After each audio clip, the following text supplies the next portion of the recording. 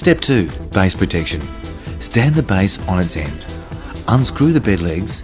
Place the deluxe encasement over the old base with the white side on the bottom.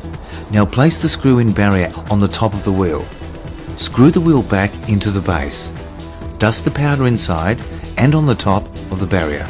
Place the base on the ground and zip up. Simply move the bed away from the wall and you are now protected.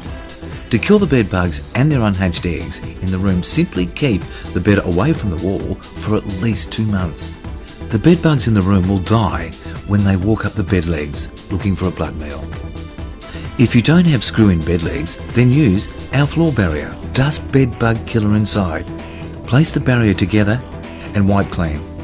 And place the bed leg in the barrier, and the floor barrier is perfect for bunk beds.